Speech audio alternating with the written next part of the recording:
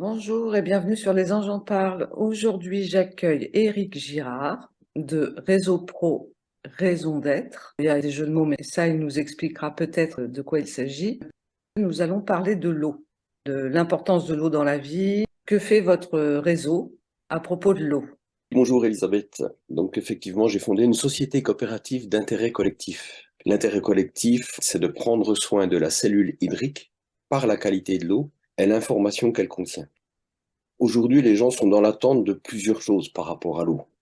Les gens qui nous contactent souvent, au début en tout cas, c'est soit pour le calcaire ou la pollution. Très Oui. peu de personnes ont conscience que l'eau va bien au-delà de ça et que c'est un élément qui est bien plus puissant et complexe que ce que les gens peuvent imaginer. Ça fait 30 ans que je suis passionné par cette molécule ou cet élément, hein, ça dépend comment on la regarde. Pour faire un petit peu l'historique d'où ça a commencé. Ça a commencé très jeune, à l'âge de 8 ans. J'étais abonné à une petite revue qui s'appelle Pif Gadget. J'ai reçu une graine que j'ai mis dans la terre et un arbre a poussé. Et ça a chamboulé ma vie. Pour moi, c'était magique. Ce n'était pas normal. J'ai posé la question à mes parents. Qu'est-ce qui se passe? Ils m'ont dit que c'était la vie. Donc ils n'avaient pas tort. Et je pense qu'il faut des fois s'en arrêter là et apprendre à observer et à ressentir. Après, j'ai pris soin de cet arbre. C'était un petit sapin qui a poussé. Et j'ai posé une question, une autre question. J'ai dit, mais pourquoi mon sapin pousse et puis que la terre ne baisse pas? Ce qu'il y a en plus comme matière dans le sapin, ça vient de où? Voilà, donc il m'a fallu le reste de ma vie pour C'était pouvoir l'eau. comprendre ça. C'était la qualité de l'eau qui faisait que le sapin poussait. Alors, c'est pas que la qualité de l'eau, hein, c'est en partie la morphogénie de l'eau. Ça, j'invite les personnes à aller voir les travaux de Marc Henry, hein, qui en parle très bien. C'est la capacité de l'eau à organiser les fréquences pour qu'il y ait cette magie. C'est pour ça que dans la coopérative, j'ai voulu parler de protection de la cellule hydrique. Parce que tout ce qui est vivant, comme on le conçoit en tant qu'être humain, dépend de l'eau. Pour moi, il y a bien plusieurs sortes de vie. Il y a la vie vibratoire, que l'on ne voit pas. Et il y a la vie hydrique, qui compose les végétaux, les animaux dont nous faisons partie. Et puis il y a la vie, qu'on va dire, sèche, la matière, les minéraux, etc. Mais dans tous les cas, c'est des éléments vibratoires qui s'organisent par rapport à une volonté. Donc tout ce que l'on peut toucher, voir, observer ou ressentir, ce sont des vies, à mon sens. D'accord. Et vous êtes inspiré aussi des travaux des motos Massaro? Bien évidemment. Après, j'aime reprendre un peu ce que dit Marc Henry, hein. Marc Henry, c'est vraiment un de Oui. mes maîtres, on va dire, qui dit que Masaru Emoto a fait découvrir l'eau par le côté artistique. C'est Oui. pas une expérience scientifique qu'il a fait, mais ça prouve que lorsqu'il y a une intention, quelle que soit cette intention, l'eau se structure différemment. Et c'est la chose qu'il faut retenir des travaux de Masaru Emoto. Donc c'était sa volonté de faire comprendre que l'eau était un élément qui interagissait avec son environnement. Et je pense que ça, il l'a parfaitement réussi. Dans ce que vous faites, vous structurez l'eau, vous faites appel à la mémoire de l'eau. Oui, alors la mémoire est plus, parce que la coopérative, comme je vous ai dit, c'est prendre soin du vivant, c'est prendre soin de la cellule hydrique. Donc il faut comprendre déjà ce que nous sommes avant de comprendre pourquoi il faut prendre soin de l'eau. On est composé de au moins 70% d'eau. Alors au niveau cellulaire, c'est plus que ça, c'est 99%. Il y a des fluides, quoi. C'est pour ça que j'ai différencié. Ouais. Voilà. Mais pour comprendre ce que nous sommes une enveloppe qui est composée de plusieurs systèmes, 9 systèmes. Donc il y a le circulatoire, il y a le digestif, l'endocrinien, le nerveux, le reproductif, le respiratoire, le squelettique et l'urinaire. Il me plaît de dire qu'il y en a peut-être un 10e qui pour le moment n'est pas reconnu, qui s'appelle les fascias. Ah oui. Et les fascias, c'est un élément dans le corps qu'il faut vraiment qu'on prenne compte parce qu'on y découvre les domaines d'incohérence et de cohérence. C'est des membranes qui se dilatent et qui unissent tous les autres éléments. Donc quand on a compris qu'on est fait de ces 9 systèmes, on va regarder de quoi sont composés ces systèmes. Ils sont composés d'organes.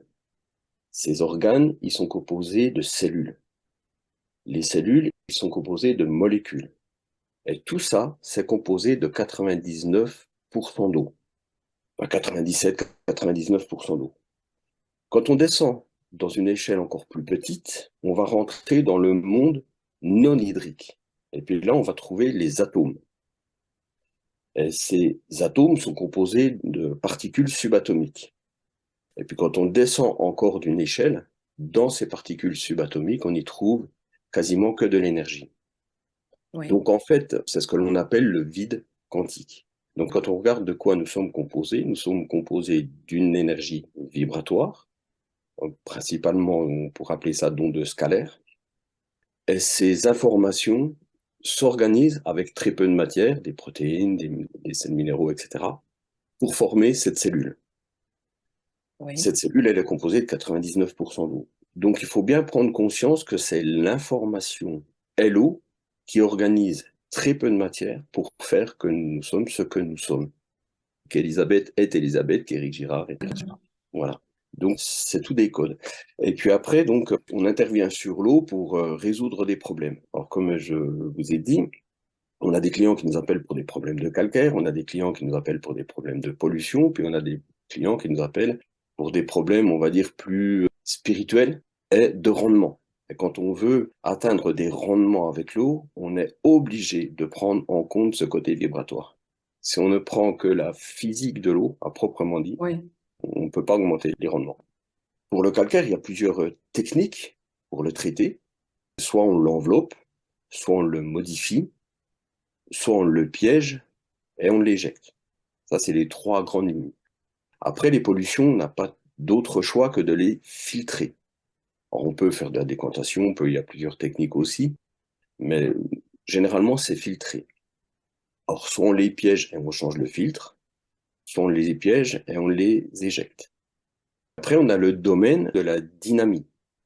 La dynamie, c'est apporter, rendre à l'eau, parce que l'eau dans la nature, elle a déjà une certaine dynamique, plus ou moins importante, mais elle est déjà dynamisée.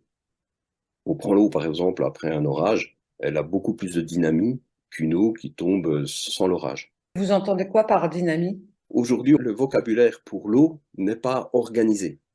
Ça, D'accord, c'est une chose qu'on aimerait bien faire avancer. On travaille en collaboration avec plusieurs scientifiques pour qu'il y ait un langage qui soit un peu cohérent. Parce que dans la dynamique, moi, quand je fais des conférences devant des enfants, je leur dis la dynamique, c'est comme l'amour. Il y a le bisou, puis il y a l'amour inconditionnel. C'est tout de l'amour, mais c'est pas la même puissance. Dans la dynamique, c'est pareil. d'accord, Il y a deux axes dans la dynamique qu'on a tendance à mélanger, c'est l'information et la dynamique. La dynamique, c'est par un mouvement, hein, le vortex, c'est les travaux oui. de Victor Schwarzberger. Et puis on a l'information qui est cette intention qu'on a retrouvée justement par les analyses de Masaru Emoto, qui va apporter un message. Cette intention peut donner une dynamique moléculaire à l'eau. Quand on prend par exemple une fleur de vie, on pose un verre d'eau sur la fleur de vie, on n'a pas de dynamique physique, mais on a transformé quand même le goût de l'eau. Donc il y a bien eu quelque part une excitation moléculaire, Oui. donc un mouvement, mais qui est invisible. La dynamique qui donne la puissance à l'eau, c'est des vortex. Donc dans nos produits, quand on va au-delà de la simple filtration puis du traitement du calcaire, on rentre dans ces gammes de produits où on prend en compte la dynamique par des vortex, comme je vous ai dit, des travaux de Schwarzberger, et de l'information. C'est le vortex qui est créé, qui purifie l'eau. Une eau qui est fatiguée, elle se met en grappe. Et le fait de la faire passer dans un vortex, on va exploser cette grappe. On va D'accord. libérer de l'oxygène, et quand on fait des vortex extrêmement puissants, au cœur du vortex, on arrive à y trouver même de l'énergie libre. Je vous invite aussi à lire les travaux de Victor Schwarzberger. Il en parle très bien. Il a fait une machine à base de vortex qu'il n'a pas su arrêter. D'accord, c'est intéressant. Voilà. Quelles ont été les conséquences s'il n'a pas pu l'arrêter, la machine? De mes souvenirs, hein, de ce qui m'a été raconté, il a traversé le plafond, tout simplement. D'accord, Donc on sait que l'eau contient cette énergie libre. ok. Donc nous, on s'y intéresse, hein. Un des buts de la coopérative, c'est de réunir des personnes d'intelligence de cœur, que j'appelle, avec plein de compétences différentes, pour arriver à avoir des analyses. On converge vers l'envie de prendre soin du vivant, mais on s'autorise de regarder par plein de cadres différents. Oui. Donc on sort des lignes, on s'autorise ce qui est interdit. Et grâce à l'imagination qu'on avance. Oui, l'imagination, le ressenti, parce que je médite énormément. Quand il y a des choses que je ne comprends pas, je laisse venir. Et quand on est dans le ressenti, on a des explications. encore une fois, que la science n'arrive pas forcément à valider, mais qui nous oriente vers des essais. Ces essais, curieusement, se manifestent par des réussites. Par exemple, on a pris une eau qui alimentait une écurie, on a prélevé cette eau, on a abreuvé le bétail avec, et puis après on a prélevé le lait, on a mis dans une coupe de champagne. On a pris la même eau que l'on a dynamisée et informée pour abreuver le bétail. On a pris le lait. Le premier lait qui a été produit par l'eau non dynamisée a moisi. Et le deuxième lait qui a été prélevé avec de l'eau dynamisée, par le bétail qui a bu l'eau dynamisée, a tourné en fromage blanc, sans rajout de ferment. D'accord. Donc on voit que le fait de dynamiser l'eau et de l'informer agit sur le vivant, directement. Quelle différence entre dynamiser et structurer l'eau? C'est bien ce Ah que je oui, disais, le c'est vocable. là qu'on a besoin de clarifier le vocabulaire. D'accord, Parce que chacun y va de son terme, c'est pas juste, c'est pas faux. Structurer, informer, pour moi, c'est pareil. d'accord.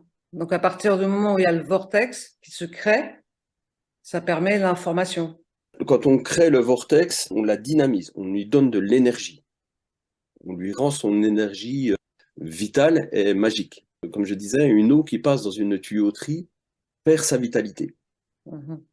On sait qu'une eau qui est rendue au robinet fait des dizaines et des dizaines de kilomètres dans des tuyaux. Donc quand elle Oui. arrive au robinet, elle est complètement morte. Là, il y a intérêt à la dynamiser pour lui restituer l'énergie vitale qu'elle a dans la nature. Et vous avez créé quelque chose pour dynamiser cette eau quand elle arrive au robinet? Oui, donc on a plusieurs produits de dynamisation. On est arrivé à en créer un nous-mêmes qui est bien placé en prix et que l'on met à l'entrée des maisons pour apporter une dynamique dans l'ensemble de la maison. Parce qu'en fait, on se rend compte qu'une eau dynamisée va apporter un taux vibratoire plus élevé à la maison. Parce qu'une eau D'accord. dynamisée, elle va agir sur plein de champs différents. C'est un peu comme si elle rentrait dans le corps, quoi. Alors oui, elle rentre dans le corps par résonance et puis quand on la boit également. Et vous avez constaté des bienfaits de cette eau dynamisée sur la santé? Oui, et c'est énorme. Ah oui, c'est énorme. Quand on met un dynamiseur dans une maison, donc on peut mettre soit un simple dynamiseur, mettre une filtration simple. Après, nous, on répond vraiment à la demande et à des budgets. Oui, Parce que c'est aussi. vrai que souvent, les gens qui se lancent dans la dynamique créent un produit et puis disent ce produit va pour tout.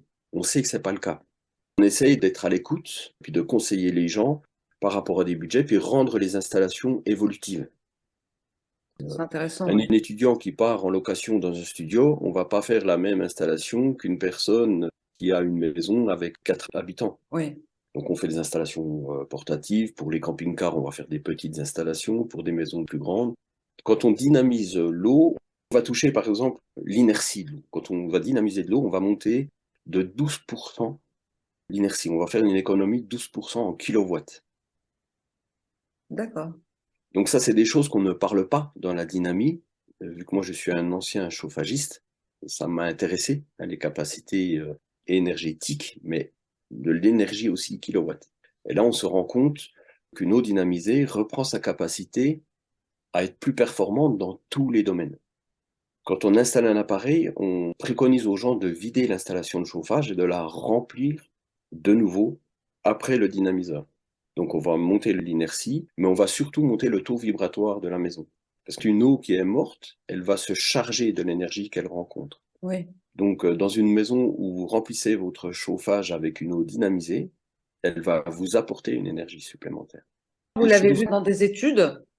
bon, on l'a constaté sur le terrain. Il y a une installation en Suisse qui a été faite sur 2 immeubles séparés, une avec Oui. une dynamie, une sans le dynamiseur, et puis on a vu qu'il y avait un écart au niveau de la consommation. D'accord, c'était le même type d'immeuble. Même type d'immeuble. Ok. Après, la dynamie, on n'a pas toujours le même résultat. C'est bien le problème que l'on a avec l'eau, c'est que pour valider des expériences, il faut que ça soit reproductible. Bien sûr. Et reproduire une expérience avec l'eau, c'est simplement impossible parce qu'elle se nourrit de tous les environnements. Mhm. Parce que quand on parle de son environnement, il y a bien plusieurs environnements. Si on prend les environnements énergétiques, de conscience, de couleur, de température, de pression, voilà, elle se nourrit de tout ça. Avoir les mêmes paramètres, c'est impossible. C'est impossible. Il suffit qu'il y ait simplement 2 personnes différentes qui essayent de faire la même analyse et puis on aura 2 résultats différents. D'accord. Pour revenir à la santé, par exemple, pour une femme enceinte qui boirait de l'eau dynamisée, est-ce que ça a une incidence sur le développement du fœtus plus tard pour Oui, l'enfant? oui. Je dis qu'une femme devrait boire de l'eau dynamisée déjà tout le temps, enceinte ou pas Oui, enceinte. Tous les êtres humains devraient boire une eau dynamisée, jamais une eau qui sort du robinet sans avoir apporté cette dynamique. J'ai vécu une observation, on m'a offert un petit cactus qui avait 8 ans. Il était vert foncé, et puis j'ai commencé à l'arroser quand je l'ai reçu avec de l'eau dynamisée, donc très peu d'eau dynamisée. oui.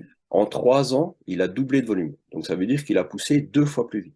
La couleur, à partir de la date où j'ai reçu ce cactus, n'était pas la même. C'était un vert plus fort, plus intense. Et puis j'ai eu des soucis cardiaques, et j'ai abandonné mon cactus dans un bureau chez moi, où il fait très froid dans ma région. Et quand je suis revenu à mon bureau, le cactus a moisi en partie. C'est-à-dire que la partie qui avait poussé avec l'eau normale a moisi, alors qu'elle avait le contact avec la terre, et la partie qui s'est développée avec l'eau dynamisée n'avait pas moisi. Mais c'était flagrant. D'ailleurs, j'ai la photo de ce cactus, je pourrais vous la passer. Je veux bien, oui. Ça m'a fait prendre conscience qu'une cellule qui se développe avec l'eau dynamisée est beaucoup plus résistante qu'une cellule qui se développe avec que l'eau du robinet. Ça pourrait avoir un lien avec les défenses immunitaires? Complètement. Ça a vraiment un lien avec la vie en règle générale. Oui, Quand on a une eau qui est dynamisée, on a une eau qui est beaucoup plus performante à organiser ses fréquences, à organiser la vie. Il me plaît de dire, et ça n'engage que moi, que effectivement, on a validé la mémoire de l'eau. Donc, il me semble qu'elle a une capacité à faire de son mieux. Elle est en parfait accord avec l'information pour que ça soit l'information la plus primordiale au développement de la vie qui gagne. On a fait par exemple des tests microtoxo. On a fait une culture d'Escherichia coli. Donc, pareil, avec une eau normale, du même robinet, et on a repris l'eau de ce robinet que l'on a dynamisé. Et on a fait baisser le taux de développement de ces bactéries de 60%. Par contre, on a augmenté les bactéries biogènes de 6%. ah oui, À une époque, on disait que si on dynamise l'eau, on dynamise tout, y compris le mauvais. Alors que là, on se rend compte sur le terrain que c'est pas vrai. Elle fait la différence entre les bactéries pathogènes et les bactéries biogènes. Elle lutte contre le pathogène et puis elle favorise le biogène. Alors, je ne sais pas si on peut mettre ça sur le dos de la mémoire. Moi, j'ai presque envie de dire c'est c'est bon. quasiment une volonté de bien faire. Donc ça, scientifiquement, ce n'est absolument pas prouvé. Hein, ça, c'est mon côté rêveur, c'est mon côté, justement, comme je vous dis, que je suis dans le ressenti, dans cette connexion qui me fait dire ça. Aujourd'hui, on veut expliquer l'eau par rapport aux expériences scientifiques que l'on a faites. Je pense qu'on n'en est qu'à la couverture du grand livre de l'eau. Quand on se permet de simplement observer les choses, on se rend compte qu'il y a des règles qui ne sont pas expliquées par la science. Et c'est pas parce que ce n'est pas expliqué par la science que ça ne se produit pas. C'est Pourquoi elle clair. fait la différence entre le pathogène et le biogène? On n'en sait rien. Alors, est-ce que c'est l'organisation de fréquences qui transmet à l'eau cette volonté, ou est-ce que c'est l'eau qui a la capacité de faire la différence entre les bonnes fréquences et les mauvaises fréquences? Aujourd'hui, on n'en sait rien. On part plutôt sur l'observation que l'eau est neutre et que c'est la fréquence qui informe l'eau. Aujourd'hui, on pense Oui. ça, par rapport à ce que l'on a découvert aujourd'hui. Moi, je m'autorise à mettre l'eau un peu au-delà de ça, que c'est pas un élément si neutre que ça. Mais là, il n'y a rien de scientifique, c'est mon ressenti. Je pense que les gens sont de plus en plus amenés à penser comme vous, hein, à propos de l'eau. Oui, pensez, mais la science ne l'a pas prouvé. Donc tant que la science ne prouve pas, on ne peut pas l'affirmer. C'est pas Après, la validé, science, oui. tant qu'elle travaillera avec des protocoles qu'elle s'autorise, on sera très loin de découvrir la volonté de la création. Hein. Bon. C'est bien plus subtil que ça. C'est pour ça que je vous dis, dans la coopérative, un de nos buts, c'est vraiment de réunir des gens qui s'autorisent à regarder par plein cadre, se réunir et puis trouver l'équilibre de ces visions. Vous faites des recherches sans arrêt. Vous êtes toujours en expérimentation. Tout le temps, tout le temps. J'ai un scientifique un jour qui m'a dit, mais enfin, Eric, faudrait que tu sois un peu sérieux. Tu prends un caillou, tu le jettes en l'air pour voir comment il retombe. Je dis, ben oui. Puis des fois, on est surpris.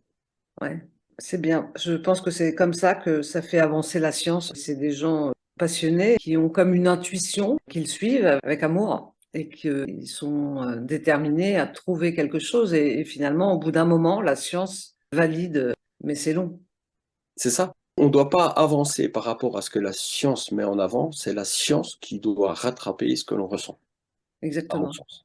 Mais c'est valable dans plein de domaines, oui. Donc cette coopérative, c'est vrai que moi je l'ai mis en place pour ça, hein, pour réunir des intelligences de cœur avec des compétences différentes qui s'autorisent à regarder par plein cadre et puis qu'on s'unisse pour faire avancer les choses et puis proposer un autre modèle économique. Parce qu'on ne peut pas avancer dans ce nouveau monde si on reste sur les anciennes lois, les anciennes structures. C'est simplement pas possible. Or, c'est extrêmement difficile, parce que quand on a affaire à l'humain, on a affaire à ce que dit Hubert Reeves, Ah, le putain de facteur humain. Je suis ouais. désolé, il faut que je devine un mot, mais c'est une réalité. On est confronté à des égos, on est confronté à tout ça. Et c'est ce qui bloque l'évolution humaine aujourd'hui. Et si on devait changer de paradigme, vous proposeriez quoi? Vous avez sûrement une vision là-dessus. Ben, c'est ce que j'ai essayé de proposer dans la coopérative, hein, Oui. c'est-à-dire que je médite beaucoup. Alors, je ne sais pas si c'est de la méditation, des prières, mais disons que j'ai fait une analyse du monde dans lequel je me trouvais, qui ne me convenait pas du tout. Je disais, avec le cerveau que nous avons, et la capacité de nos mains de réaliser ce que pense notre cerveau, puis quand on voit le résultat, l'impact sur la planète, on fait tout à l'envers. Et de faire à l'endroit, donc ça passerait par quoi? Ben, être conscient de la situation, conscient de la matière première, conscient de la démographie, et puis faire un vrai partage équitable de cette matière première par rapport à la démographie. C'est la réflexion de base que nous devrions avoir. Oui. Et faire ce partage en limitant l'impact sur le vivant, en créant une économie circulaire, de partage réel par rapport à des besoins réels. Ouais. On est loin de tout ça, hein. On y tend, on avance, on avance. Ouais, des groupuscules par-ci, par-là, Ouais, ouais, complètement, hein. mais à l'échelle des États, c'est pas exactement ça. Non, mais moi je crois à l'effet de résonance, hein, qui est un phénomène Mm. quantique, et puis aujourd'hui il y a beaucoup, beaucoup de petits groupes. Ça nous amène peut-être à la deuxième partie de votre nom, parce que donc il y a réseau pro et raison d'être, mais c'est écrit comme reson. Voilà. Donc vous faites quelque chose sur le son aussi? Alors, pour le moment, on l'a mis un petit peu entre parenthèses, parce que comme je vous ai dit, la vie, c'est de l'information Oui, qui organise la structure moléculaire. Donc, quand on parle de son, c'était pour pouvoir faire le lien raison d'être. oui, Mais effectivement, on a distribué des enceintes holographiques, mais les ondes scalaires, je le mets dans la famille du son. On ne oui, l'entend d'accord. pas, Oui, mais quelque part, c'est une c'est comme un vibration. chant. Moi, j'invite à aller voir les vidéos sur la musique des plantes avec les protérodies. C'est du son. À Oui, la base, on ne l'entend pas. Il faut le bien sûr. capter et puis il faut le faire passer par un appareil qui peut restituer la musique, mais c'est quand même un son. Donc c'est pour ça, c'est un réseau professionnel qui prend soin de la cellule vivant. Et c'est notre raison d'être. Donc j'ai séparé son pour ce phénomène quantique et spirituel. Parce qu'en Oui, fait, le quantique et la spiritualité, c'est exactement la même chose. La spiritualité, c'est quand on lâche tout, puis qu'on ressent. Et puis la quantique, c'est quand on cherche à observer ce que l'on a ressenti. C'est les observateurs de ce vide, les scientifiques quantiques, des aventuriers du vide. oui. On donne de plus en plus de crédit à tout ce qui est quantique. Après, il y en a qui font plus ou moins des vraies choses quantiques, mais par exemple, l'intelligence artificielle s'intéresse beaucoup à tout ce qui est quantique. Donc, j'ai un peu peur des dérives parce qu'à chaque fois qu'on a quelque chose de bien, ça finit par bifurquer là où il faut pas. C'est la nature humaine. Oui, malheureusement. C'est la nature humaine. Donc c'est pour ça que dans la coopérative, moi j'ai choisi 3 mots pour guider la coopérative, qui sont bonheur, équité, équilibre. Si on ne prend pas de bonheur pour réaliser quelque chose, c'est qu'on n'est pas sur la bonne voie.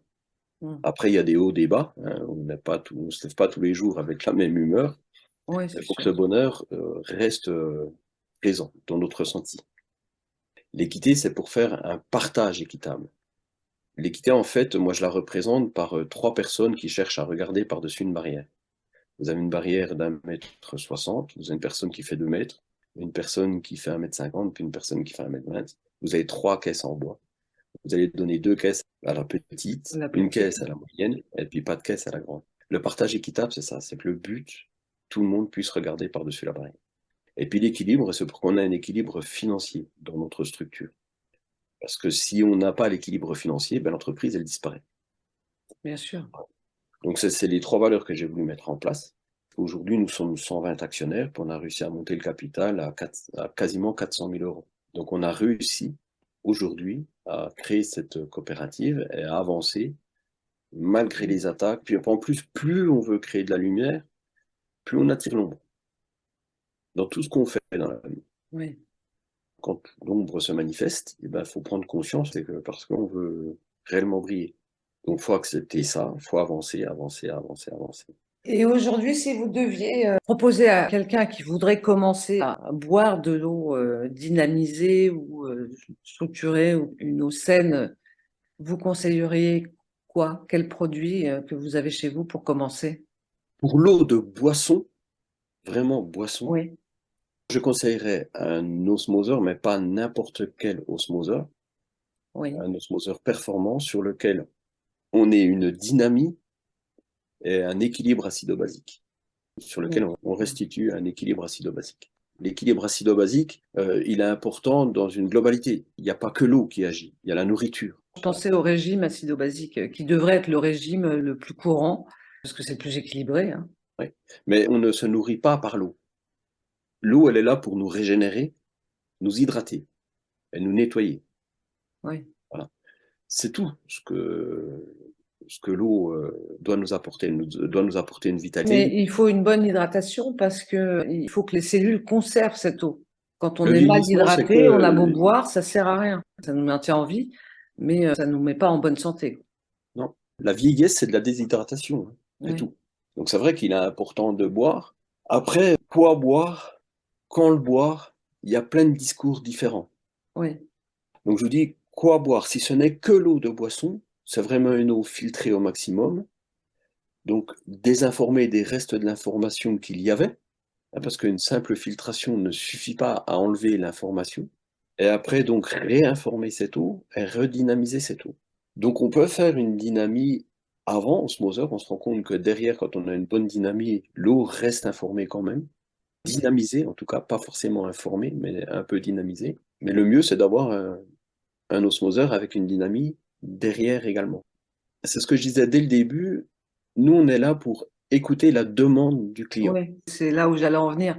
Donc le mieux, si on veut commencer quelque chose, c'est vous contacter et vous faire part des besoins Exactement. que l'on ressent pour que vous puissiez adapter au budget et à la demande le mieux pour la personne. Exactement. Et puis, il ne faut pas hésiter de s'amuser avec l'eau. C'est-à-dire, Je vois chez moi, je suis équipé, j'ai tout, hein. Ça va de l'adoucisseur pour enlever le calcaire, pour avoir zéro trace de calcaire. C'est pareil, les adoucisseurs, on entend plein de choses dessus. Ce n'est absolument pas ce que l'on entend. Pour voir l'impact de l'adoucisseur sur la nature, parce qu'il y a un vrai impact avec le sodium rejeté. Mais ce que l'on disait qu'une eau n'est pas potable derrière un adoucisseur, c'était le cas dans les premiers appareils. Aujourd'hui, on a des résines qui sont qualité alimentaire. Ce n'est plus du tout comme avant, hein. Le taux résiduel de sodium derrière une régénération d'adoucisseur, c'est moins de sel que ce qu'il y a dans des haricots. Donc toutes les critiques qu'on faisait sur ces appareils-là à l'époque, si oui, on a un bon appareil avec des bonnes résines, qu'il est bien installé et bien entretenu, on n'a pas tous ces problèmes. Il y a aussi ce problème-là qu'on rencontre sur le terrain, c'est qu'on a des normes qui sont complètement dépassées, on a des techniques de filtration par les vendeurs d'eau qui sont complètement dépassées, et puis les normes évoluent par rapport à la non-capacité de traiter les pollutions modernes. oui, Hein, les normes évoluent, mais elles évoluent pour protéger plutôt les vendeurs d'eau que les consommateurs. Il faut avoir conscience de tout ça. Une eau potable, ce n'est pas une eau biocompatible. oui, Donc c'est pour ça on essaye d'éveiller les gens pour qu'ils prennent conscience de leur vraie attente. Les gens disent, moi je veux filtrer pour ne pas tomber malade. Et je dis, si vous misez tout sur l'eau, vous êtes à côté. oui, Parce qu'une maladie, en fait, tout le monde a du mal de l'entendre, mais moi je considère ça comme une amie.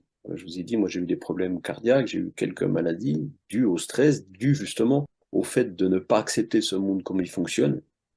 Et ça a déclenché des maladies. Donc une maladie, pour qu'elle se développe, il faut qu'il y ait un terrain, mhm, il faut qu'il y ait une nourriture, puis un stress qui s'exprime. C'est les trois facteurs pour qu'une maladie se développe. Donc les personnes qui veulent contrecarrer ces maladies uniquement en agissant sur l'eau, ça ne va pas être suffisant. Une maladie, c'est une cellule qui est désinformée ou mal informée.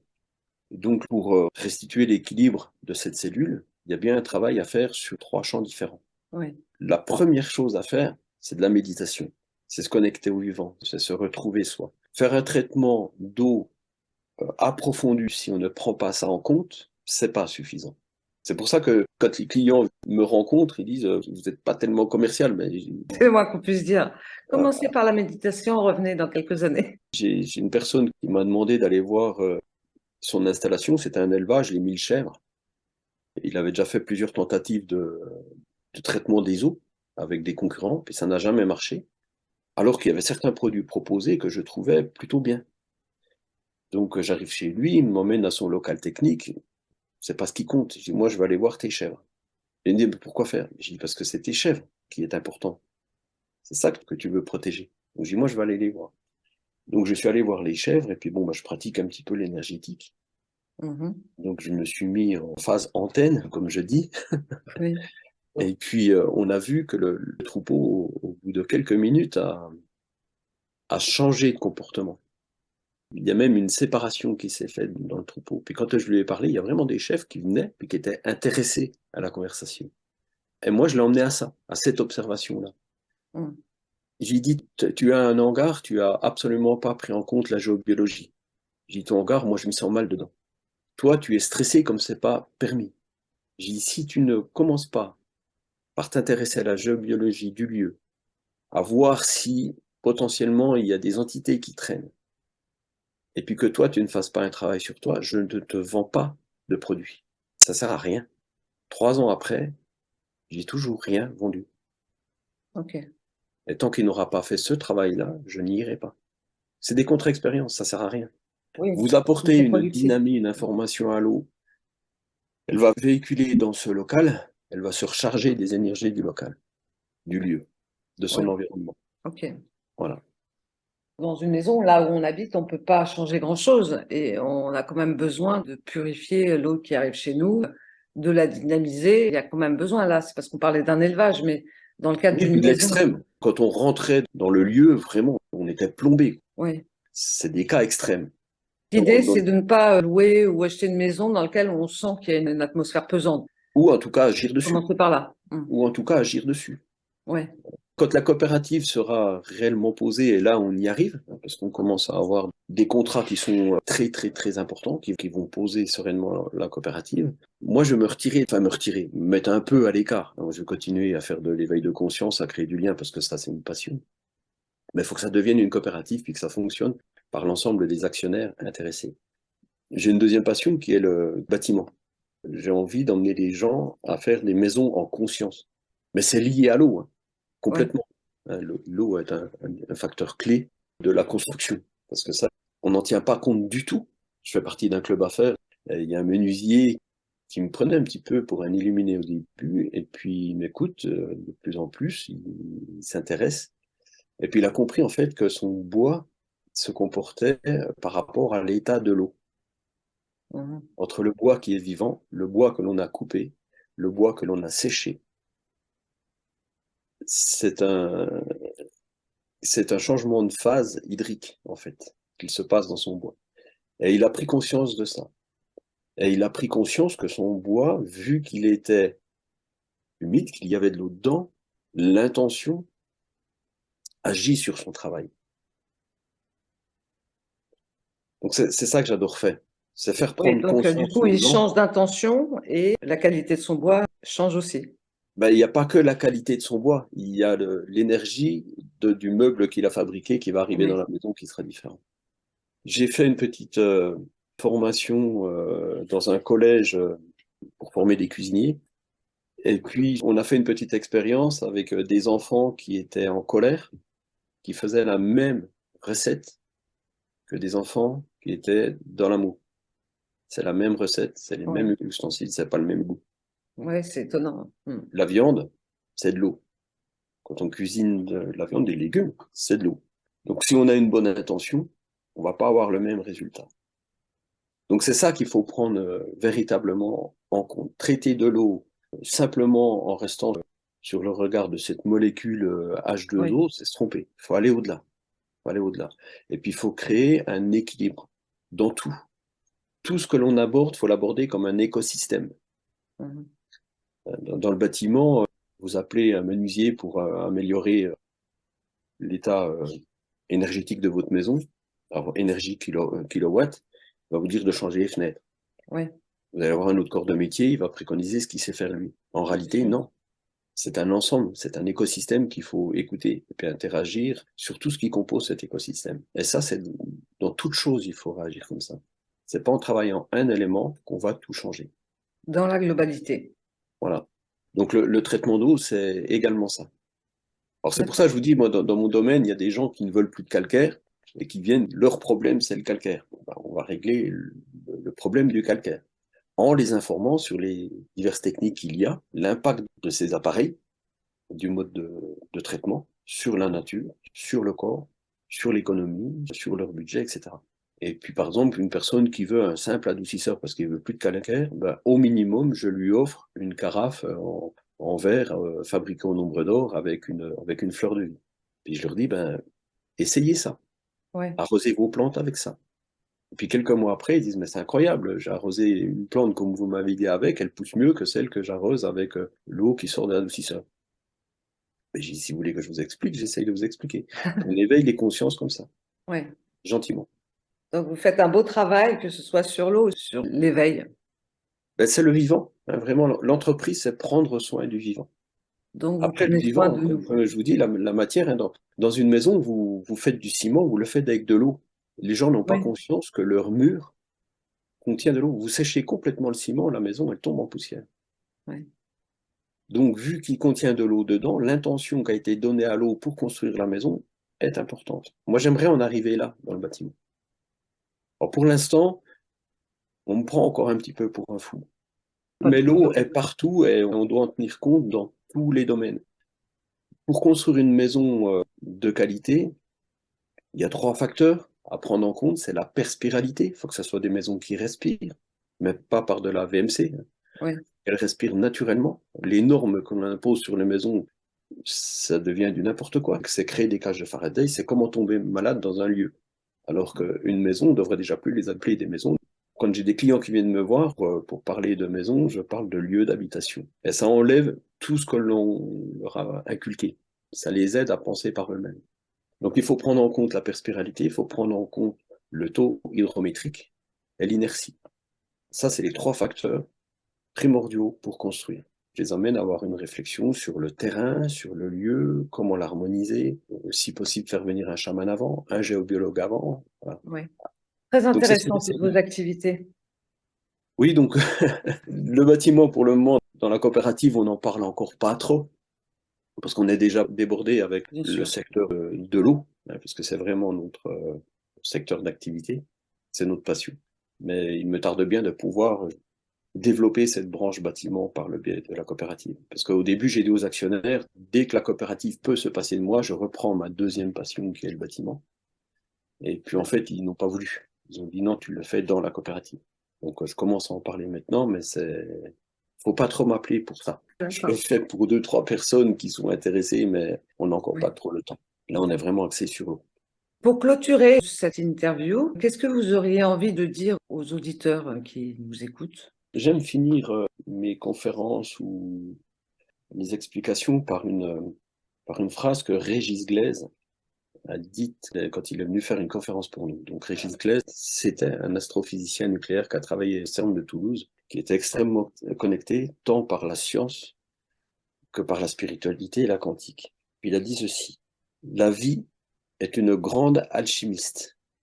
L'homme a viré Al pour faire de la chimie, et depuis ça ne marche plus. Il suffit peut-être de réintégrer Al. Donc Al, c'est la création, c'est tout ça. Ok. Et je pense que cette phrase, en fait, elle résume tout.